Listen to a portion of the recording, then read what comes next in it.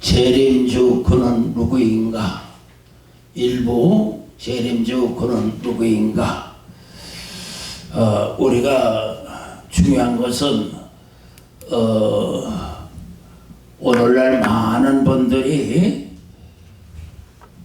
예수를 믿는다고까지는 잘 하시는데 과연 예수님이 누구신가? 하나님이 누구신가? 그 예수님에 대한 가문이죠. 가문. 예수님은 말씀하시기를 난 다윗의 가문이다 이런 말씀한 것처럼 과연 영적 신랑 되신 예수님이 어떤 분인가를 우리가 깊이 좀 똑바로 알아야 이단에 끌려가지 아니하고 미혹되지 않고 오직 진리의 말씀만을 가지고 달려갈 수 있다 생각이 들어가서 오늘 378쪽에 있는 알파와 오메가 9월의 완성 계시록 21장 5절 6절의 근거를 가지고 계시록 1장 1절에 보면 예수 그리스도의 계시라 그랬단 말이에요. 그 예수 그리스도의 계시 그 예수 그리스도라가 과연 누구냐? 오늘날 가만히 이렇게 보면은 거짓 재림주가 나타나서 문선명 씨도 재림주라고 그러고 박태선 씨도 재림주라고 그러고 또 그 다음에 이만희 씨도 재림주라고 그러고 안상흥 씨도 재림주라고 그러고 이우성 씨도 재림주라고 하고 그러면 도대체 재림주는 어떤 분이냐? 그 말 재림주에 대한 기준이 가장 중요하다. 왜냐하면은 예수님은 영적으로 우리 신랑 되시는 분이에요. 하물며 그 신랑을 맞이할 때 우리가 누군가를 분명히 알아야지. 잘못되면 요즘 제비족이라고 그러든가 뭐라고 그러든가 그 제비족에 끌려가고 마는 거예요. 그래서 제1부로서 재림주 그는 누구인가 여기에 대해서 오늘 말씀을 드리도록 하는 것입니다. 그럼 예수님의 생애 378쪽에 교재에 있는 재림주에 대해서 재림주가 누구냐 그랬을 때 알파 구원으로서 초림 예수 그러니까 예수님이 이 땅에 오셔서의 생애 예수님의 33년 동안의 생애 그 다음에 이쪽은 오메가 구원 심판으로서 재림주의 활동하심 즉 하늘에서 활동하시는 거죠. 그러니까 우리가 초림 예수 십자가를 통한 구원 재림 예수 심판을 통한 구원 이걸 가지고 알파 구원 혹은 오메가 구원이라고 그렇게 구분합니다. 그러니까 중요한 것은 초림 예수 생애는 어떤 분이고 재림 예수 활동은 어떤 일을 하셨나 했을 때에 먼저 줄거리를 말씀드리면 초림예수 십자가를 통한 구원에 있어서 초림예수, 즉 예수님의 생애, 증거, 탄생의 과정, 지상 활동하심, 십자가를 지심, 그리고 다 이루었다라고 하신 말씀, 그리고 부활하시고 승천하시고 하늘로 올라가시면서 내가 다시 올 것이다. 이렇게 요것이 이제 예수님의 33년 동안의 생애지요. 생애. 그러면 하늘로 올라가신 예수님은 어떤 활동을 할 것인가? 물론 이 내용은 요한계시록 내용입니다. 그랬을 때 증거, 재림주의 모습 혹은 자격, 하늘에서의 이 재림주의 활동, 찬양과 경배를 받으신 심판주로서의 모든 인간들과 자연을 심판, 그리고 21장에 보니까 다 이루었다. 여기 보면은 요한복음 19장 30절에서 십자가에서 마지막 7가지 말씀을 하시고 고개를 뚫으시며 다 이루었다라고 하셨어요. 그러니까 초림 예수님은 십자가를 통해서 구원의 완성을 이루신 분이다 그 말이에요. 그런가 하면은 21장 6절에 보면 다 이루었다. 내가 만물을 새롭게 하노라. 이게 천지 만물 인간까지 다 새롭게 했다는 이야기예요. 다시 말하면 초림 예수님은 십자가를 통해서 구원을 주시려고 했고, 재림 예수님은 심판을 통해서 인간, 즉 알곡되진 인간들은 구원하시고, 죽정이 같은 신앙을 가진 사람은 다 둘째 사망 불못에 들어가갖고 다 이루었다는 거예요. 이제 초림 예수 다 이루었다. 재림 예수도 이루었다. 그러면서 만물을 새롭게, 에덴 동산같이 새롭게. 그래서 마지막 어린 양의 성전, 즉 새 예루살렘 성, 하나님의 낙원, 요것이 이제 재림 예수님의 하늘에서의 활동인 거예요.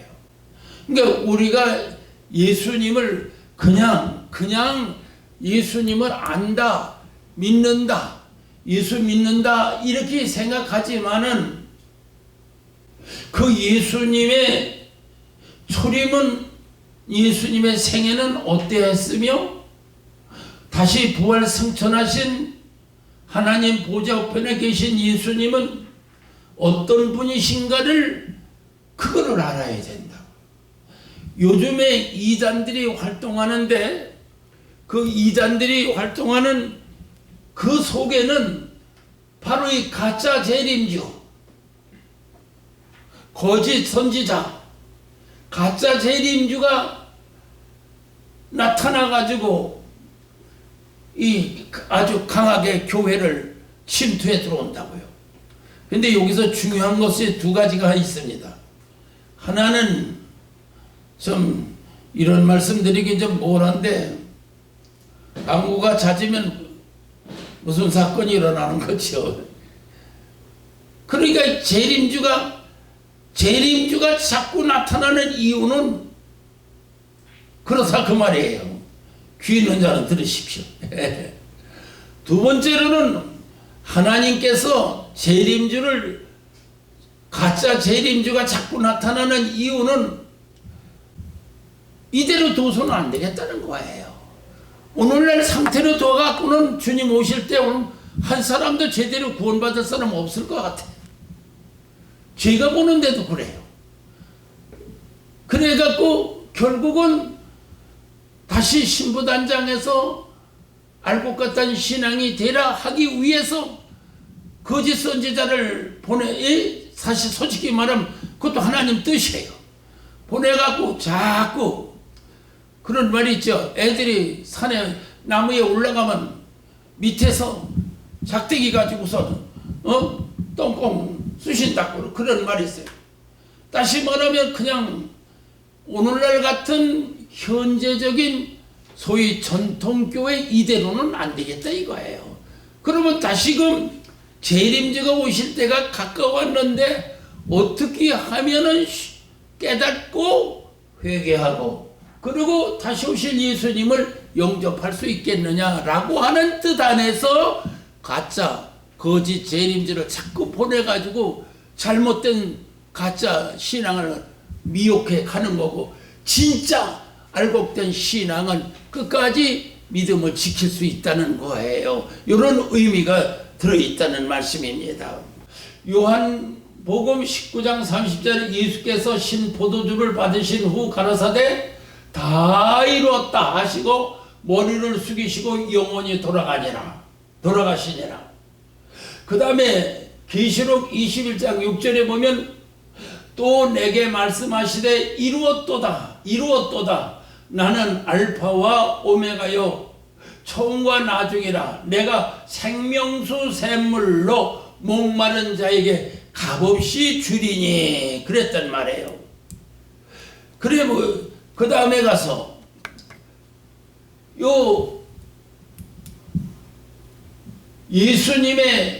그럼 초림 예수님은 누군가?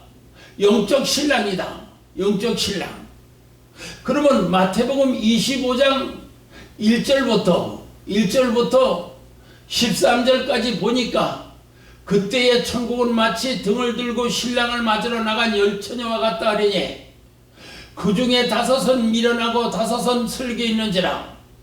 미련한 자들은 등을 가지되 기름을 가지지 아니하고 슬기 있는 자들은 그릇에 기름을 담아 등과 함께 가져갔었더니 신랑이 더디옴으로 다 졸며 잘세 밤중에 소리가 나되 보라 신랑이로다 맞으러 나오라 하매 이에 그 처녀들이 다 일어나 등을 준비할세 미련한 자들이 슬기 있는 자들에게 이르되 우리 등불이 꺼져가니 너의 기름을 좀 나눠달라 하거늘 슬기 있는 자들이 대답하여 가로되 우리와 너희가 쓰기에 다 부족할까 하노니 차라리 파는 자들에게 가서 너희 쓸 것을 사라 하니 저희가 살아간 동안에 신랑이 오므로 예비하였던 자들은 함께 혼인잔치에 들어가고 문은 닫힌지라.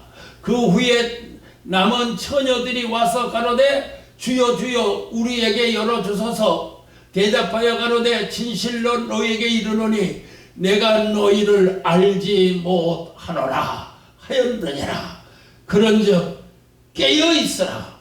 너희는 그날과 그 시를 알지 못하느니라. 알지 못하느니라.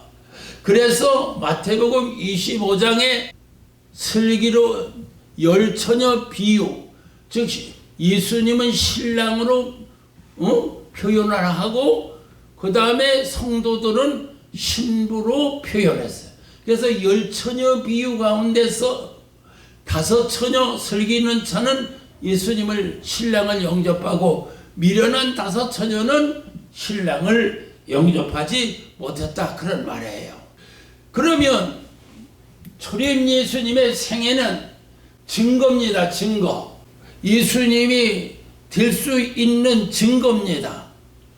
이사야서 7장 14절에 보니까 그러므로 주께서 친히 징조로 너희에게 주실 것이라.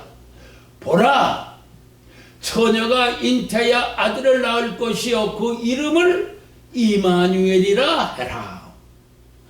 또 두 번째 빛으로 오신 예수님 요한복음 1장 4절에 그 안에 생명이 있었으니 이 생명은 사람들의 빛이라. 예수님은 빛으로 오셨다 그 말이에요. 빛이 어둠의 빛이 돼 어둠이 깨닫지 못하더라. 세 번째 말씀이 육신이 되어 오신 예수님. 말씀이 누구요? 하나님이죠. 하나님이 사람의 모습을 입고 오셨다 그 말이에요. 그래서 요한복음 1장 14절에 보니까 말씀이 육신이 되어 우리 가운데 거하심에 우리가 그 영광을 보니 아버지의 독생자의 영광이요 은혜와 진리가 충만하더라. 아멘. 요즘에 어떤 분들이 재림주라고 하는 분들을 보면은 이런 가문의 그 증거에 예수님이 태어나시기 전에 증거가 이사야서 혹은 요한복음 여기서 이미 벌써 이렇게 나타나실 거다라고 하는 예언이 있었단 말이에요. 예언이 있었다 그 말이에요. 그러면 예수님의 탄생에 대해서 천사가 마리아에게 고지했다 그랬어요.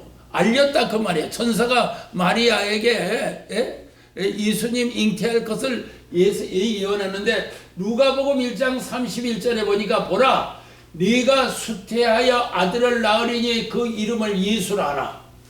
저가 큰 자가 되고 지극히 높으신 이의 아들이 일컬음을 하나님께서 그 조상 다윗의 위에 저에게 주시리니 결국 예수님은 다윗의 가문에서 태어났다 그 말인 거예요.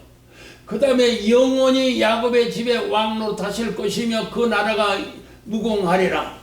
마리아가 천사에게 말하되 나는 사내를 알지 못하니 어찌 이런 일이 있겠습니까? 그 당연한 일이죠. 처녀가 잉태해서 아들을 낳는다고 하는데 이거 깜짝 놀랄 일이죠.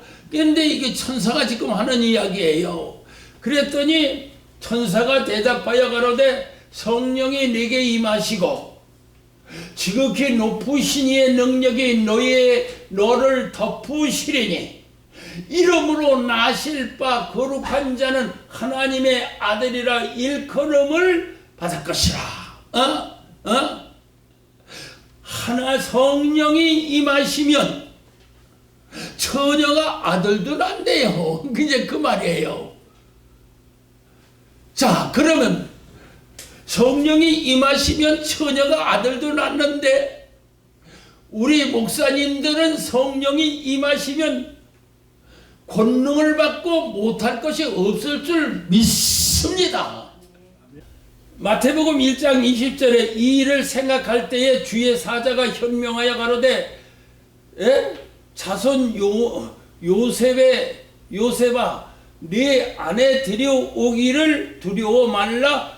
저에게 잉태된 자는 성령으로 된 것이라. 아들을 낳으리니 이름을 예수라 하라. 이는 그가 자기 백성을 저의 죄에서 구원할 자이심이라 하더라. 만약에 어떤 사람이 어떤 청년이 자기 결혼할 사람이 만약에 백압으로 잉태가 됐다는 소식을 알면 신문에다 광고를 내고 사방팔방에가 나팔 불면서 저 여자 했을 거란 말이에요. 근데 요셉은 가만히 조용히 그냥 인간적으로는 상상할 수 없는 일이니까 끊으려고 할 때에 현몽하기를 그 마리아를 데려와라. 그가 아들을 낳으리니 이름을 예수라 하라. 이는 그가 자기 백성을 저의 죄에서 구원할 자이심이니라. 이래서 우리 예수님이 태어나신 과정을 보면은 참 아주 정말 그 신비로운 인간 불가사의한 이런 역사 속에서 예수님이 태어나셨는데, 아니 요즘에 재림주라고 하는 분들은 보니까는 저렇지는 않아요. 저렇지는 않아요. 저런 사람 하나도 없어요. 자, 그러면 또 하나는 목자들이 밤중에 양을 지키면서 밤중에, 왜냐면 늑대가 와서 물어가니까는 결국은 그 양을 지키기 위해서 잠을 안 자고 있을 때에, 그래서 여기서 기억할 것은 먼저 깨어있는 자라는 말입니다. 만약에 목자가 자면은 어떻게 됩니까? 양 새끼 다 물어가는 거 아닙니까? 깨어있으라는 그 말이에요. 그 말 속에는 오늘날 목회자가 깨어있어야 된다는 거예요. 그렇지 않으면 신천지 저런 데서 다 잡아간다 그 말인 거죠. 자, 천사가 누가복음 2장 10절에 천사가 이르되 무서워 말라 보라 내가 온 백성에게 미칠 큰 기쁨의 좋은 소식을 너에게 전하노라.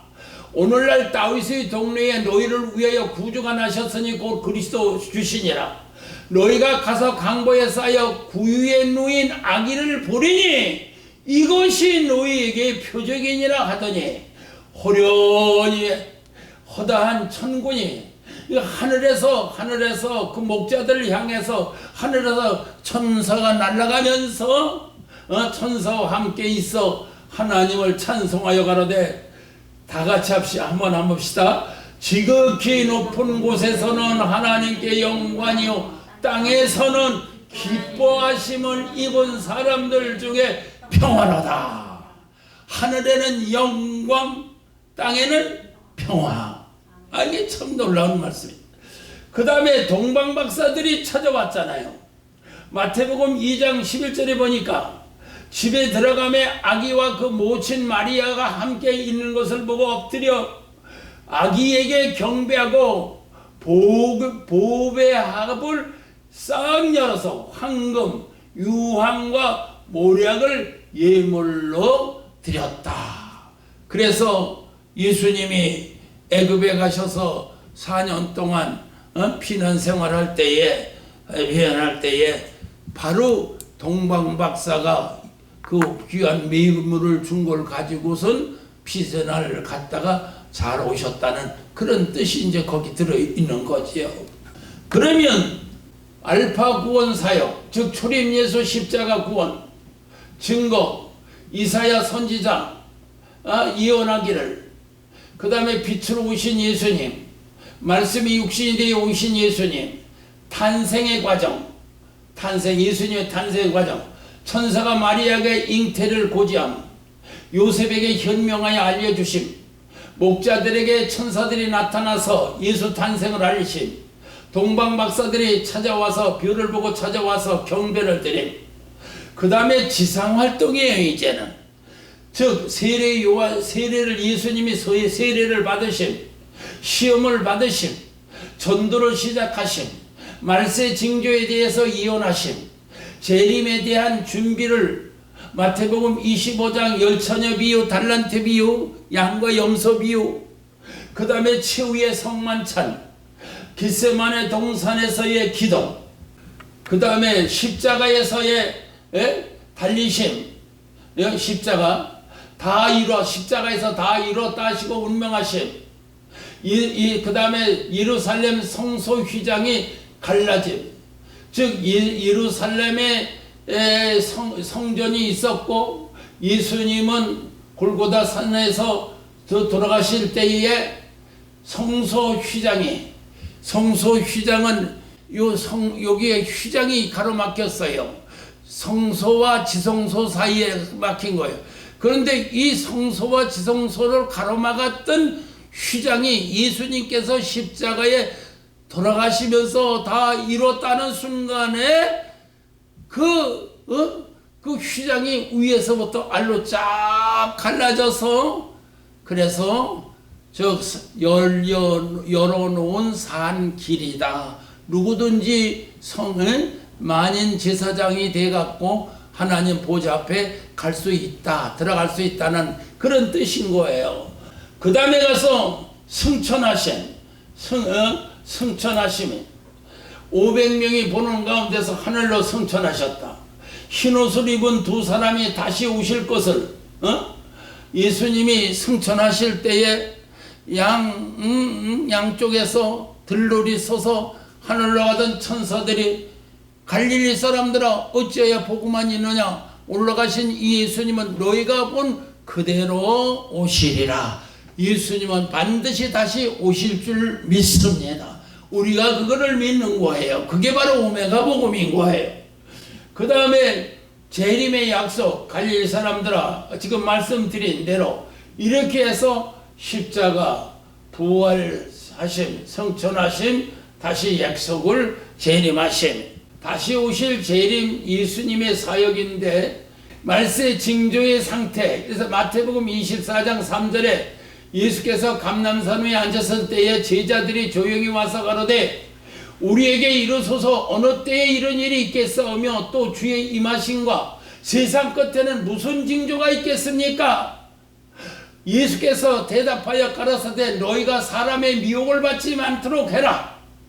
많은 사람이 내 이름으로 즉 예수님의 이름으로 와서 이르되 나는 그리스도라 하여 많은 사람을 미혹하게 하리니. 그래서 거짓 선지자 봐서 예수님께서는 거짓 재림주에 대해서 경계하라 그 말이에요. 그 다음에 난리와 난리 소문을 듣겠으나 너희는 삼가 두려워 말라.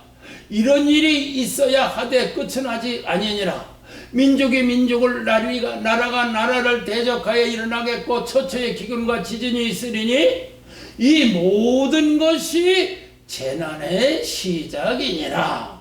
그때 사람들이 너희를 환난에 넘겨주겠으며 너희를 죽이리니 너희가 내 이름을 위하여 모든 민족에게 미움을 받으리라. 그때에 많은 사람들이 시험에 빠져 서로 잡아주고 서로 미워하겠으며 거짓 선지자가 많이 일어나 많은 사람들을 미혹하게 하겠으며. 그러면 지금까지 이제 초림 예수의 십자가 구원에 대한 예수님의 생애예요. 요 성경 말씀을 이거 지금은 강의 시간입니다. 공부 시간입니다. 성경의 근거를 우리가 알아야 합니다.